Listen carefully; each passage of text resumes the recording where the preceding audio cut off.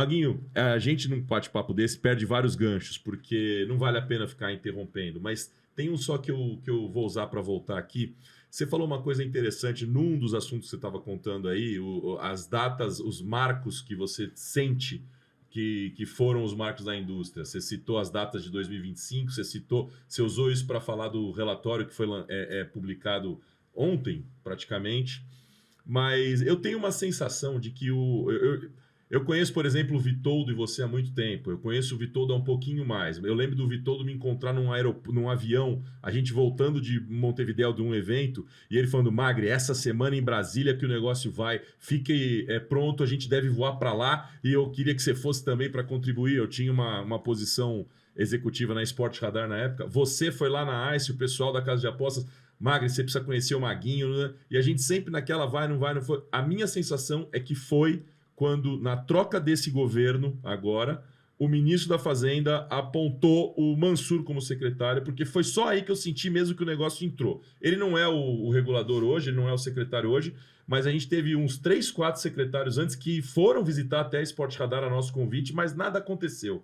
Mas uma outra reunião em Brasília, nada aconteceu. Foi aí, a sensação que eu tive foi: agora vai mesmo. Foi quando veio essa agenda de regulação, a agenda regulatória, foi até publicada assim, a agenda regulatória, que tinha sido no ano anterior, em 2024, e foi quando aconteceu essa mudança de ministério e essa secretaria pegou esse tema para desenvolver. E o meu marco é esse. Foi aí que eu senti, não foi o dia da certidão de nascimento, não foi o dia da publicação, mas foi o dia da pavimentação da pista real da regulamentação no Brasil. Pelo menos foi a minha sensação essa daí. Bom, vamos lá. Nós temos várias datas a serem lembradas nesse processo, né? 18 de dezembro de 2018, que é quando a sanção da 13756. E aí nós tivemos 4 anos de hiato, onde temos que dar mérito, né? Porque o Mansur não começou do zero. O Valdir, quando estava na secretaria ainda, ele adiantou algumas regulamentações e chegaram, inclusive, a propor para o ministro Ciro Nogueira a regulamentação da modalidade de aposta de cota fixa. O problema é que o Ciro Nogueira tinha, né, o obstáculo, tinha o paredão dos pastores, né? Então, os pastores acabaram estabelecendo um paredão e o assunto não avançou. No meio do governo do Bolsonaro, teve uma medida provisória fazendo uma série de correções da 13756, que foi quando fez uma correção numa medida provisória de contribuição social de lucro líquido. Foi um jabuti que colocaram lá e fizeram a correção do payout, prêmio prescrito, teve uma série de correções.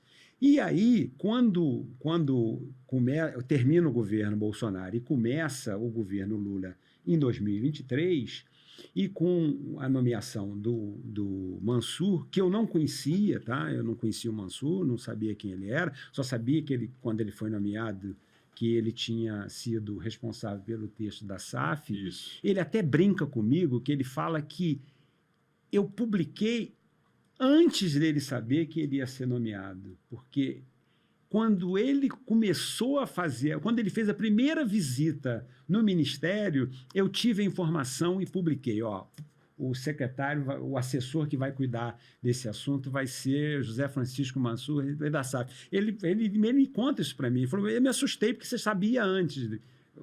Mas, assim... Olha o tamanho da influência desse homem. Olha o tamanho da influência. Nem o cara sabia que ele ia ser chamado para convocado, sei lá como é que fala. Olha só, não adianta. Tem coisa no jornalismo que é muito curioso. Tem que ter sorte. E, às vezes, a gente tem sorte. Entendeu? Tá bom. E aí... Eu vou engolir da sorte. O cara é fudido. E aí, quando o Mansur assume que ele começa a dar aquela tocada, eu falei assim: vai sair.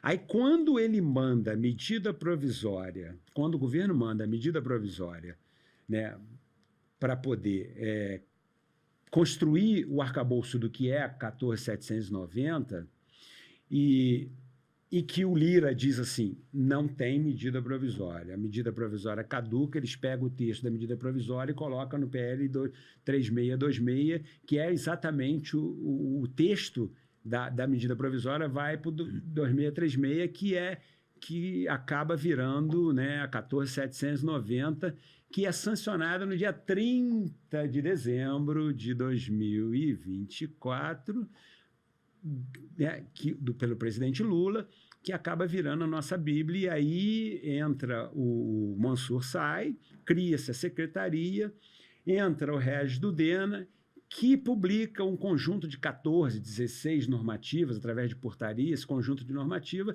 que vai regulamentando o setor, e a pressão da sociedade vai indo, e chega um determinado momento que ele antecipa, em outubro, ele antecipa o início, meio de que quem veio até aqui pode operar, quem não veio até aqui não pode operar, e a data inicial realmente é de 1º de janeiro de 1925, mas quando eu disse aqui da questão da certidão, que eu disse o seguinte, acabou-se aquelas narrativas contra o setor, porque agora existe um dado oficial. Até mesmo, tem um dado curioso, quando a Receita Federal divulga quanto as BETs estavam arrecadando para o governo, vem um dado lá que me deixou maluco, que eu falei, não é isso, 3 bilhões e 800. Estava completamente fora daqueles 2 e pouco, mas aí a Receita esclareceu que junto com todas as destinações sociais, tinham também os impostos previdenciários, que dava aquele bolo grande, que dava aquele 5 bilhões, 4 bilhões e 800, 4 bilhões e 600, alguma coisa assim. E agora está tudo esclarecido. O mercado, hoje, é um mercado, em 6 meses, 17,7, que dá mais ou menos 3,1 bilhão mês. E dia 20 de agosto, que é o Dia Nacional da Posse Esportiva, pelo menos das bets. Foi 5 dias. E foi 5 dias. Exatamente. 5 dias depois do dia 20 de agosto. Que é a data limite. Entrou, não entrou, ferrou. Exatamente. Então, assim, agora a criança nasceu dia 20 de agosto e no dia 25 foram lá e batizaram, batizou, registrou. Batizaram a criança. É fenômeno, né? Metade desses números que ele falou, para mim, já me deixou confuso. É brincadeira. Não, mas é porque a gente lida com eles todos os dias.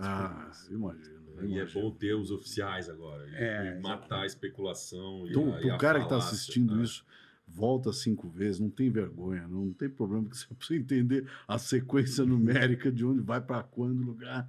É uma coisa de louco. O relatório é público também, então depois no YouTube, por exemplo, nos comentários, deve poder colocar um link para acessar. E Mansur, querido, vem em breve estará conosco. Quase foi quase. Duas quase não atrás. É quase. Né? Quase não é. Não é o ideal. Quase não é o ideal. Ele teve um compromisso em Brasília e. Se puder botar no prato para mim. E deixou. Ele teve um compromisso em Brasília e deixou a agenda caducar aqui, mas em breve ele vem. Ele volta.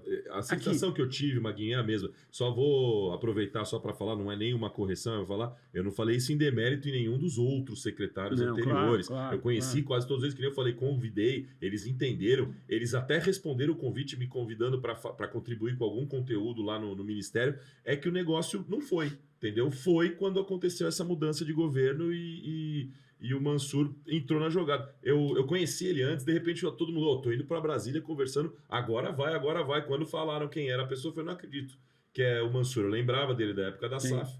E foi, aí foi mesmo. Aí o negócio foi mesmo. Deixa eu aproveitar aqui, hoje que eu estou aqui, e fazer em público isso. Muito obrigado, José Francisco Mansur, por você ter criado a SAF e ter permitido que o Botafogo fosse em um ano, no ano de 2024, campeão brasileiro e campeão da Libertadores. Obrigado, Mansur, que toda vez que eu encontro com ele, ele fala, você tinha que me agradecer. Então, eu estou agradecendo publicamente. Deixa aí para os anais da história, gravado, gravado no microfone, ao vivo, aqui para quem assiste no lançamento. E tem mais. Coisa, Só né? existem 2 times no Brasil que têm o mesmo título da Libertadores e do Campeonato Brasileiro no mesmo ano, E que quais são? é o Botafogo e o Flamengo. O São Paulo, quantos mundiais tem? Nem lembro, Tem mas 3 títulos. Tem é 3 muita títulos. coisa, né? É Palmeiras muita coisa. ainda nada, né? Tem o Coitado. primeiro. Tem, Palmeiras tem. Aquele lá primeiro em 1950. jogava Uruguai, Brasil e sei lá o quê. China. Não, é o contrário disso que você está falando. É porque você não sabe o que você está falando. Mas é o que a gente falou antes, opinião por opinião, você fica com a sua. Fato é fato. Não, mas o Palmeiras foi campeão da Libertadores. Claro que foi. Não, o Libertadores Foi, não, foi. Mundial. O Palmeiras o Palmeiras junto com o Flamengo e o São Paulo e acho que o Grêmio são os maiores campeões da Libertadores. Sim, Os maiores sim, números. sim. Eu não ia voltar pro futebol. Eu deixei passar um gancho, Maguinho, porque não ia ser tão agradável para você. A história do coelhinho do Alê, a última vez que eu tive algo parecido foi por causa de um porquinho. A gente estava. Por que será? Estávamos todos alocados em um cassino em Miami, em Tampa, em Fort Lauderdale. Hollywood. O Hard Rock. O Hard Rock Seminole Cassino, porque estava tendo um evento ali, estava quase todo mundo da indústria que eu conheço, eu acredito que você estava lá. E naquela noite aconteceu um jogo fantástico do Palmeiras contra o Botafogo no Campeonato Brasileiro de 2023. E a virada dos 4-3 histórica. 3-2. Se você não 4-3. estava aqui, você estava lá? Não, estava no jogo. Você estava no jogo? Não, estava no jogo. Eu estava lá. A história, eu não vou tomar o tempo do nosso, mas a história é até muito mais legal que isso. Eu fui convidado pelo pessoal da Betway aí no camarote do Miami Heat. A Betway é patrocinadora da NBA, nós fomos todos lá, eu esqueci do jogo. E o Palmeiras e o Botafogo estavam. Eu esqueci o jogo por causa do fuso horário, que não era muito alto, mas dá aquela. Quando eu saí, achei que fosse ver o jogo já estava acabando. E eu descobri o placar lá dentro. Tava 3-1 pro Botafogo. Falei, putz, Grilo, tá indo embora. E aí, dentro do ginásio, entre o fim do jogo e a saída da escada, o Palmeiras vira o jogo. Eu cheguei no hotel. Alucinado, falei, eu preciso jogar em alguma coisa que tem um porquinho, achei um porquinho rosinha lá numa máquina e ganhei também. Teve o mesmo ímpeto. Eu tava na euforia, eu sou palmeirense, o jogo foi chave para aquela disputa do campeonato e foi muito. Ali o Palmeiras inesperado. vira o jogo e é campeão. Exatamente. Parabéns, Enfim. tá vendo? Muito obrigado. Eu ia deixar passar esse gancho, Maguinho. Mas é do futebol. Você voltou pro jogo, o Ale falou do coelhinho. Meu último ímpeto de buscar porquinho. Cadê o bichinho? Foi o porquinho. Lá. Eu demorei para achar, viu? Uma máquina com porco lá. Alô, Deixa a dica aí. Games Global, alô. Exatamente. Newsnet. Precisamos de um slot do Urubu. Mas vai dar muito azar isso aí, Deus me livre. Danado. Quando o tigrinho morre, ele vem e tum. É igual, ele fica voando, o tigrinho o urubu veio. O porco é a mesma coisa, No Corinthians é fácil, é só botar um bandidinho lá e pronto. Sensacional. Olha aí, que loucura. Agora, vocês até agora não falaram de jogo físico. Pois é, não, e esse é um tema que eu sei que para você é dos mais... É caro. Mais importantes. Cara. Mas eu queria entrar nisso aí comentando, eu já tinha planejado falar dessa forma, porque eu sei que você tem muito apreço pelo tema e eu não. Porque eu tinha medo dele. A minha visão e outras pessoas já até concordaram, outras discordaram, enfim. Meu receio, na ocasião que se discutia A ou B, se legalizasse o físico, talvez, então algumas visões. Primeiro, talvez o lobby deles seria tão forte, o advocacy deles seria tão forte, que o digital não iria rolar, ou só rolaria se você tivesse o físico, como tem em alguns países, você conhece todos aí que tem, né? E muitas dessas pessoas que hoje a gente vê na indústria estaria aí lavando o banheiro do Hard Rock, da MGM, etc. Essa era uma preocupação que eu tinha e quase que a família Bolsonaro emplacou essa questão primeiro, né? Não sei se primeiro, depois, antes dele virar conservador. então. que essa Com a transformação... Delson lá, essa- eles estavam exatamente. conversandinho, né? Essa transformação É. foi no meio do caminho. Não, então, por isso que eu voto em Bolsonaro e Lula, porque um fode, o outro fode mais, e aí a gente vai viver num país fodido.